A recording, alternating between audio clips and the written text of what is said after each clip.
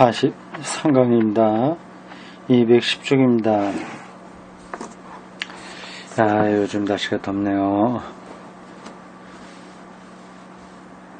210쪽 4번 케르케고르의 실존주의 신학입니다.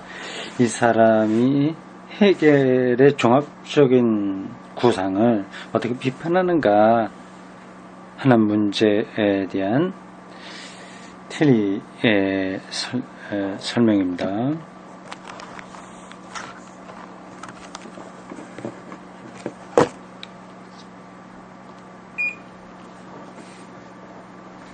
실존주의라고 하는 건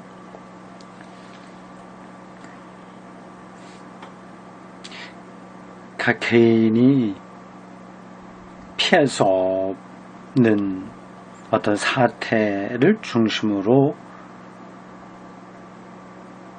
세계를 이해하는 방식이죠. 실존주의.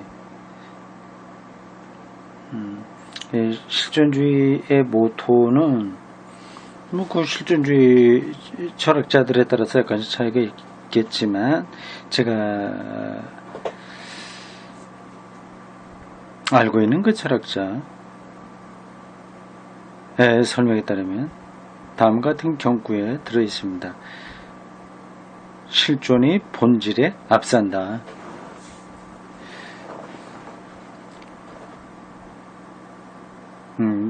자, 보겠습니다.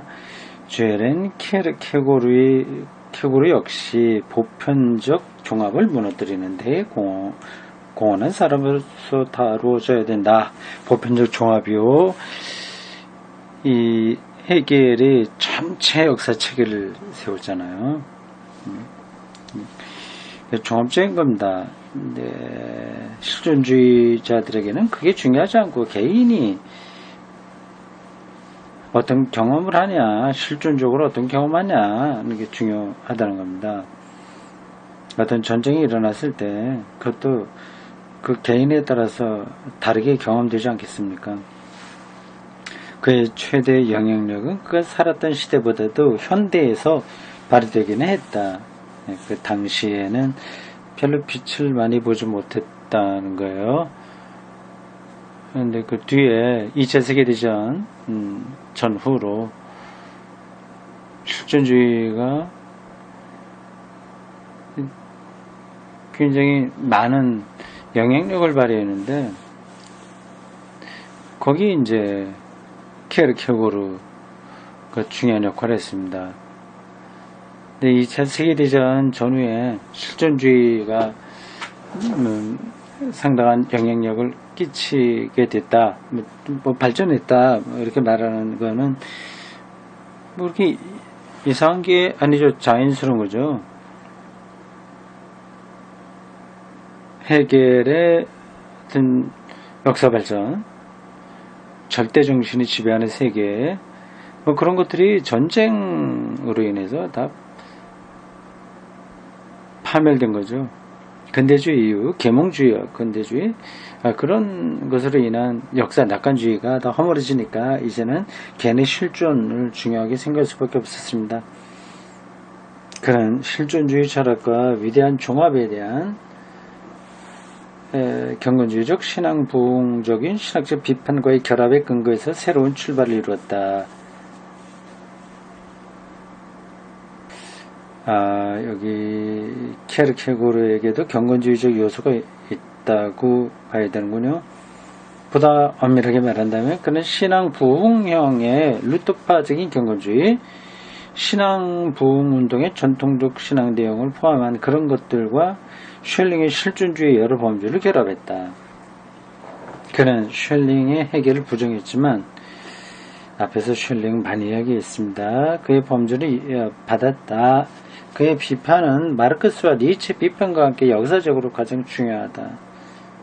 그러나 이들 세 사람 가운데 마르크스, 니체, 케르케고르 그 누구도 19세기에서는 세계사적인 영향을 끼치는 데 이르지 못했다. 그렇다고 봐야 되나요? 케르케고르는 그 시대에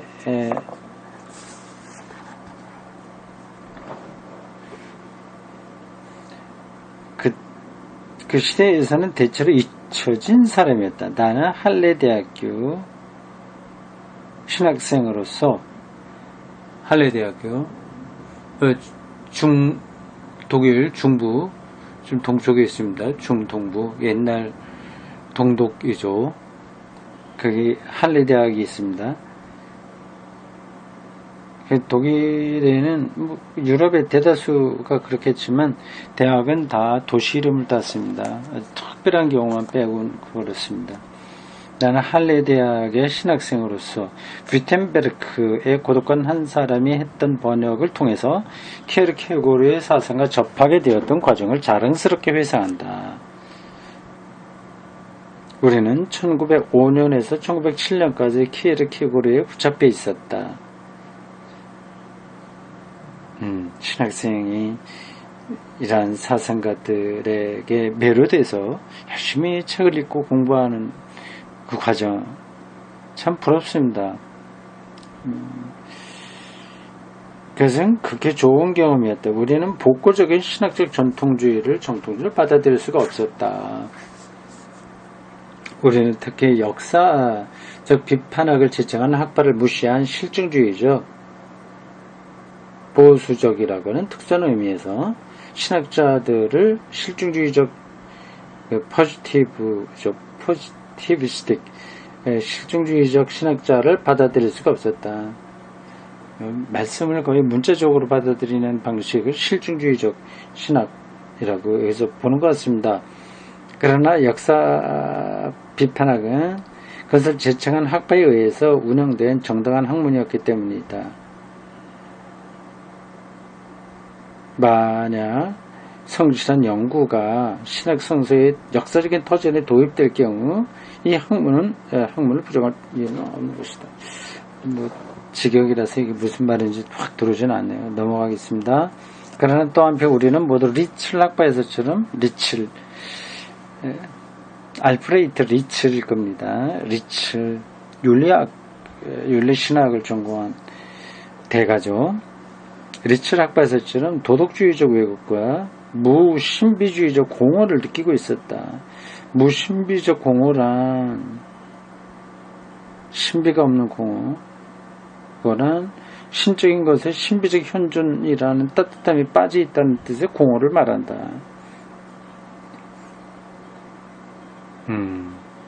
우리는 도덕주의에 붙잡힐 수가 없었다.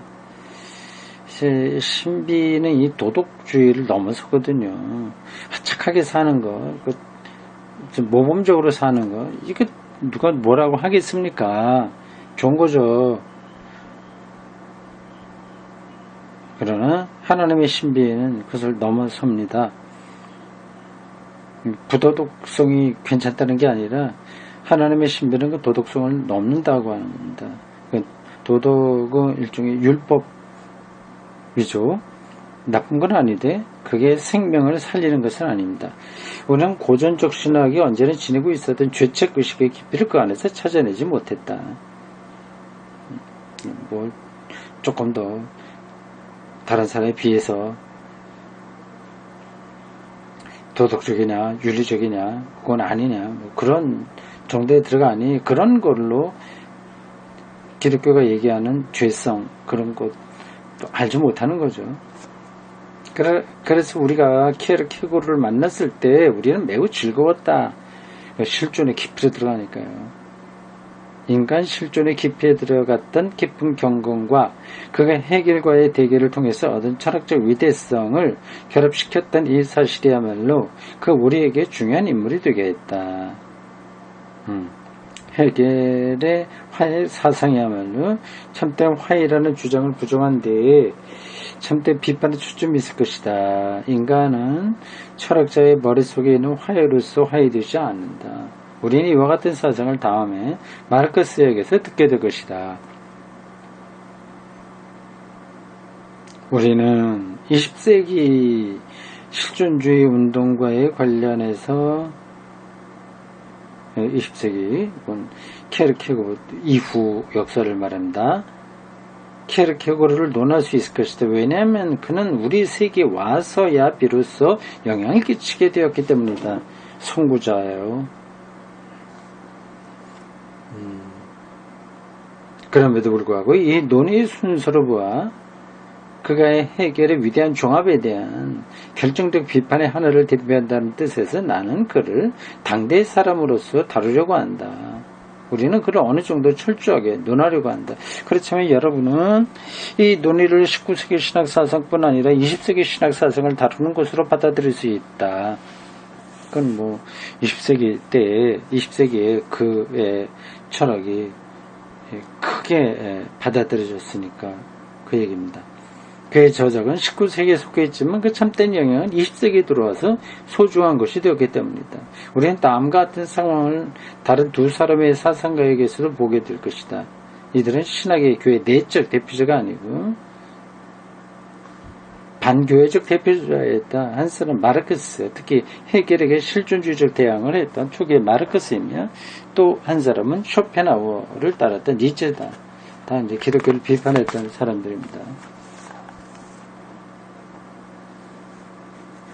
내가 이 시기의 교회 내부의 신학운동을 더 많이 다루지 않은 데에 대해서 여러분은 좀 놀랐을지 모르겠다.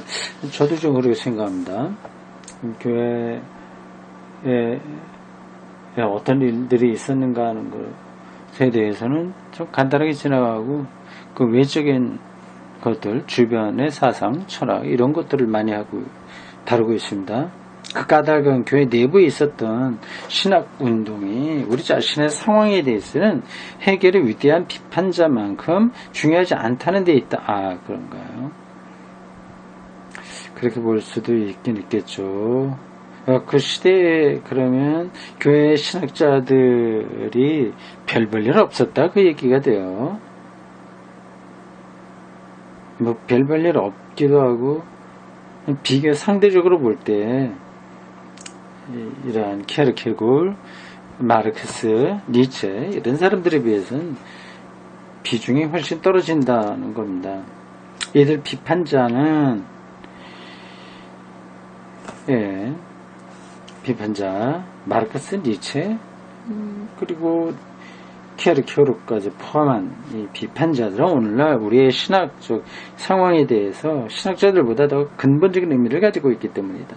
어느 정도 예외는 있다. 보기를 들어 내 자신의 스승이었던 할레 대학의 마틴 켈러가 그 경우다. 켈러를 높이 평가하네요. 마틴 켈러 신학자로서 뛰어났던 인물입니다. 그러나 실제 충격은 교회 바깥에 있는 인물들에게서 왔다. 물론 케르케고르는 종교적으로는 교회 안에 있는 사람이었다. 그러나 교회 비판자로서는 아마도 마르크스와 니체를 함께 합친 것보다 더 과격했을 것이다. 아, 그렇군요. 케르케고르 마르크스와 니체를 합한 것보다 더 강하게 교회를 비판한 인물이다. 그러네요. 케르케고르는 세 가지 점에서 유행이 되었다. 첫째, 종교적으로 그랬다. 그것은 지극히 당연했다. 왜냐하면 케르케고르의 종교적 저작은 그것이 쓰였던 때와 마찬가지로 오늘날에도 타당성을 가지고 있기 때문이다. 두 번째, 변증법적 신학에 대한 영감으로서 그랬다. 변증법 신학. 칼 바르트를 중심으로 한 신학운동인데 칼 바르트가 케르케고르에게 영향을 많이 받았습니다. 이 나라에서는 신종통주의라고 불리지만 변증법 신학이에요. 위기의 신학이라고 불리고 말씀 신학이라고도 불립니다. 네어 어서덕시라고 불리지만 미국에서는요. 유럽에서는 특히 변증법적 신학이 변증적 신학하고 변증법적이라고 하는 건 다른 단어입니다. 변증적이라고 하면 그거는 아포로제틱이라고 하고 변증법적이라면 디알렉틱이라고 합니다. 그것은 해결과의 관계를 나타낸다. 왜냐하면 변증법적이라는 말은 해결 사상의 주요 원리이기 때문이다. 셋째, 하이데거에 대한 영감으로서 그랬다. 하이데거는 케르케고르로부터 유래된 모든 운동에 대해서 실존주의라는 방침을 붙인 철학자다. 아하, 그렇군요.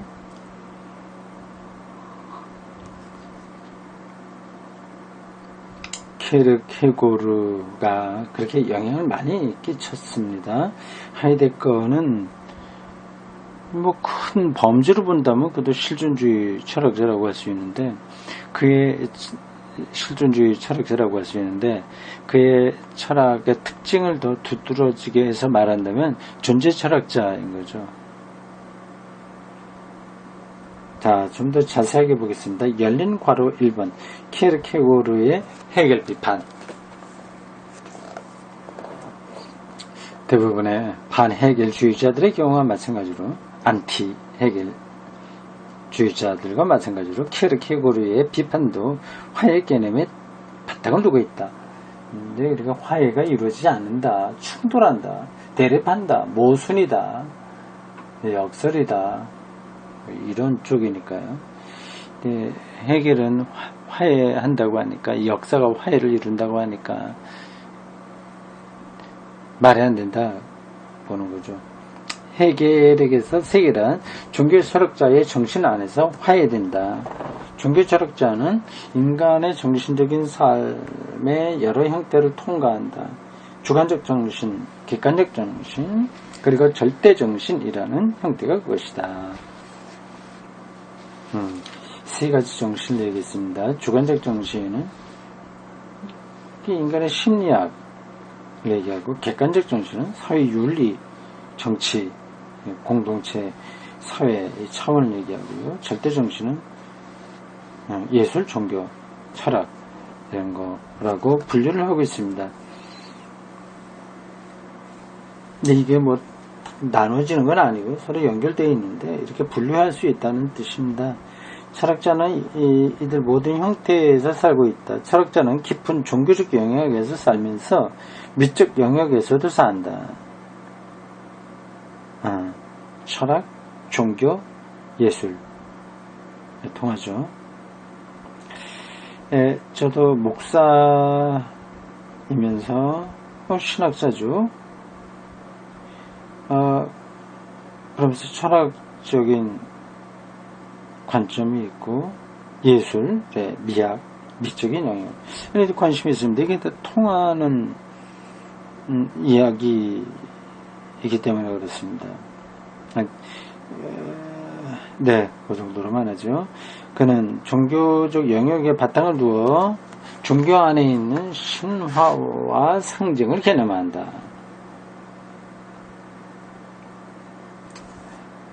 모든 곳에서 그는 종교 철학을 전개한다. 이렇게 해서 철학자는 세계의 과정 전체가 정반합을 통과한 다음에 이르는 궁극적인 종합을 자신의 정신 안에 반영한다. 그게 이제 해겔의 주장입니다. 신적 정신, 절대적 정신은 철학자 정신의 내부에서 종교를 바탕으로 휴식에 도달한다.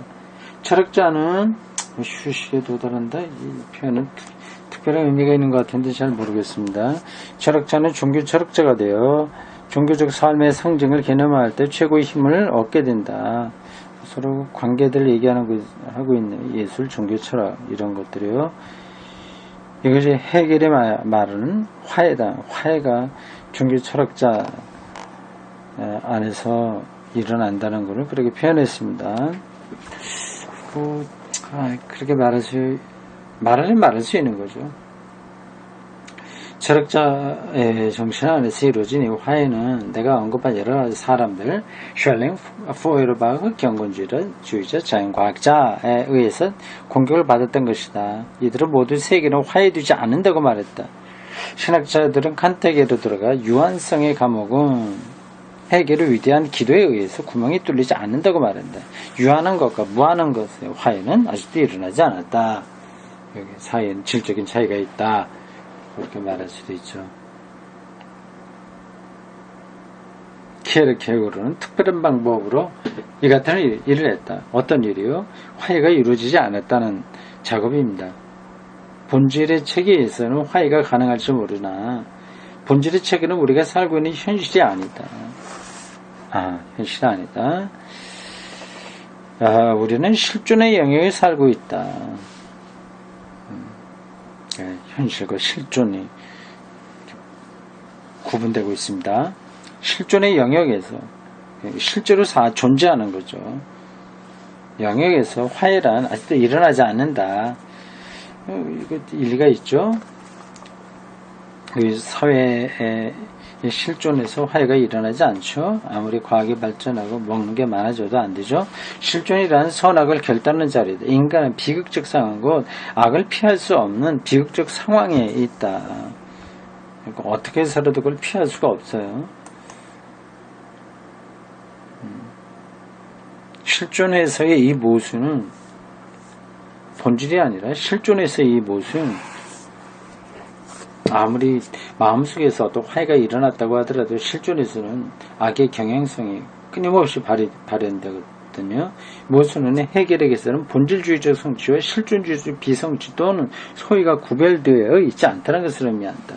소외란 해결에 만들어낸 말 가운데 하나지만 그에게 대항하는 말이 되었다는 것을 나는 여러분에게 말했다. 해결에게서 자연이란 소외된 정신이다. 물질적인 현실은 자기를 소외한 정신이다.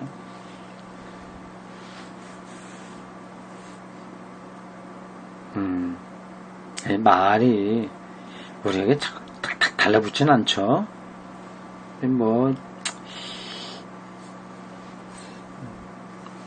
지나갈 건 지나가는 게 낫겠습니다. 소외, 자연이란 소외된 정신이다. 이거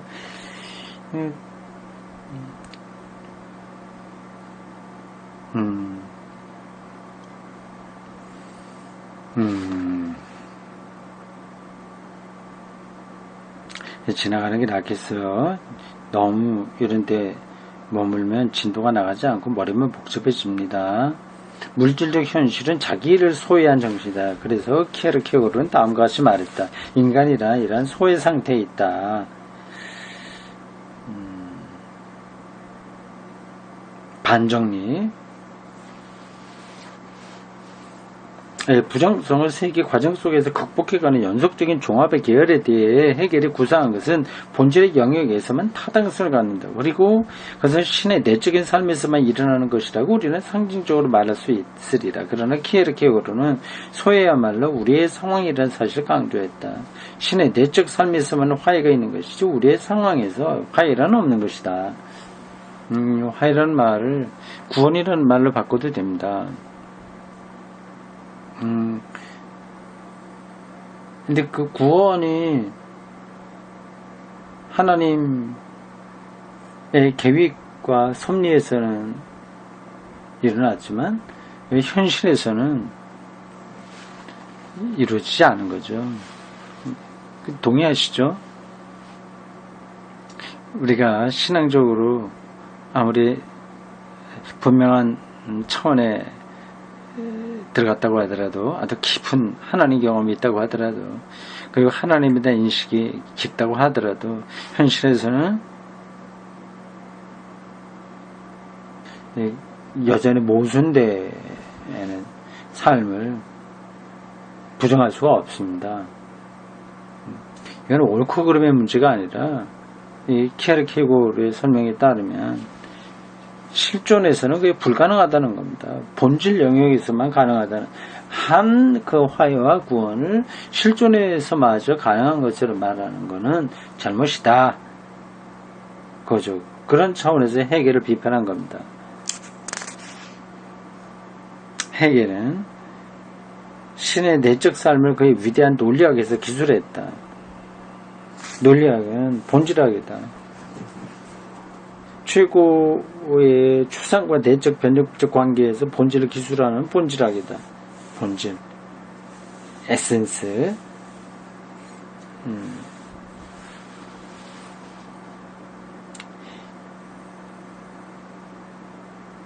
그래서 논리학자들이 나타나게 되었다. 모든 본질주의를 비판하는데 가장 중요한 역할을 한 사람은 트렌델렌브루크이다. 처음 들어본 사람 이름이에요. 키에르케고르는 해겔에 대한 논리학적 비판에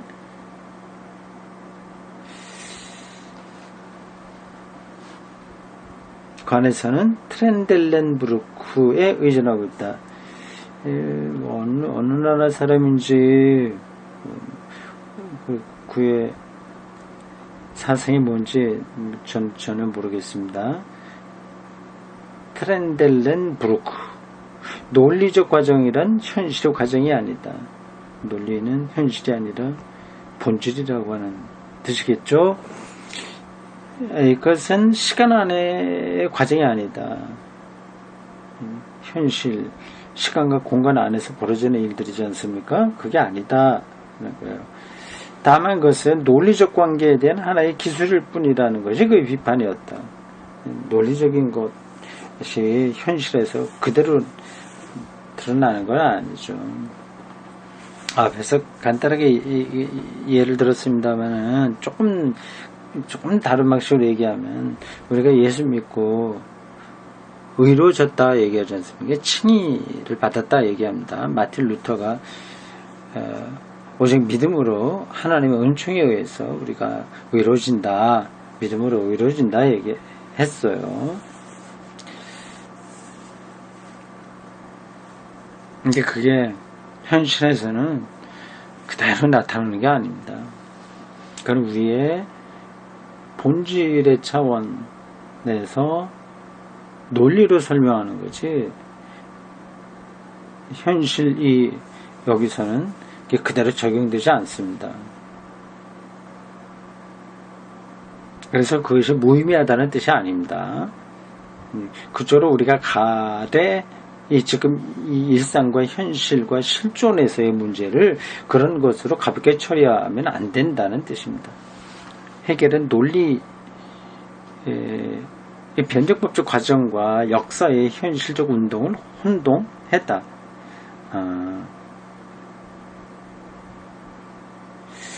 변적법적 과정, 이건 본질이에요. 논리예요. 논리, 이론이에요. 현실과 혼동했다. 화해는 언제나 신적 삶의 변적법적 과정에 있는 현실이지 인간 실존의 외적 과정에 있는 현실은 아니다. 여기 동의합니다.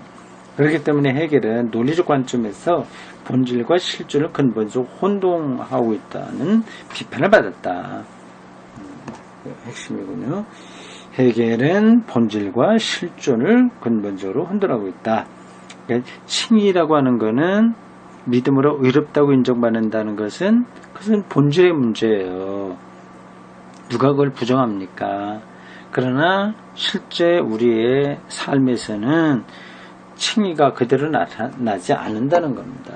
근데 일단 그거를 구분해야 되는데 해결은 그걸 좀 혼돈했다고 말하고 있군요. 진짜 혼동하진 않았겠죠. 해결 같은 철학자가 그런 문제를 혼동할 수 있을까요? 혼동한 건 아니고 다른 방식으로 얘기를 했을 겁니다. 아까 앞에서 나온 소외라고 하던가 본질의 소외라고 하던가요? 다른 방식으로 얘기를 했겠죠. 근데 케르케고르와 실존주의 철학 신학자들은 이 문제를 실존에서 안 된다는 그 문제에 더 비중을 두고 본 것입니다. 해겔은 불안과 절망의 자리에서 인간의 상황을 이해할 수가 없었다. 케르케고르는 해겔을 따를 수가 없었다. 그는 일생 동안 우울증의 경향을 띠고 있었다. 때때로 그가 말했던 이 우울증은 그의 아버지가 신에 대항했기 때문에 당연한 저주와 관련되어 있다. 그러나 아버지의 독신으로 인한 신성모독이죠. 신을 모독했다는 뜻입니다. 아버지의 신을 부정하는 그러한 거로 인한 보복이 자신에게 미쳐서 자신은 결코 자유할 수 없게 되었다고 느끼고 있었다. 심리적으로 케르케고르는 불안한 사람이네요. 자신에게 미쳐서 자신은 결코 자유할 수가 없게 되어 있다고 느끼고 있었다. 그러니까 이 현실이 모순인 거죠. 그걸 중요하게 생각할 수밖에 없었습니다. 중요한 점은 바로 이러한 인격 따위가 해겔과 같은 인간에게는 깊이 느껴지지 않는다는 것을 발견할 수 있었던 사실이다. 인격 따위라는 이런 표현은 여기에 맞지 않는 것 같아요. 이 문장에서. 어쨌든 해겔에게서는 이 키에르케고르의 개인의 실존 차원이 별로 중요하지 않았다는 뜻입니다. 해겔은 부르주아적 상황에 살았고 심리학적으로 훨씬 안정감을 가졌고 그래서 그가 보았던 삶의 부정적 비극적 요소를 넘어설 수가 있었던 것이다. 예. 어떤 한 사람의 철학과 사상이라고 하는 게 자기 실제 삶하고 관련이 깊습니다. 여기서 해겔과 케르케고르가 대표적으로 그거를 말해주죠. 해겔은 좀 부르주아적이고 돈도 있었고 정신적으로 안정된 반면에 케르케고르는 어렵게 살았던 겁니다. 그래서 그러한 관점이 그런 실제 삶이 세계를 바라보는 눈에도 영향을 끼친 거죠.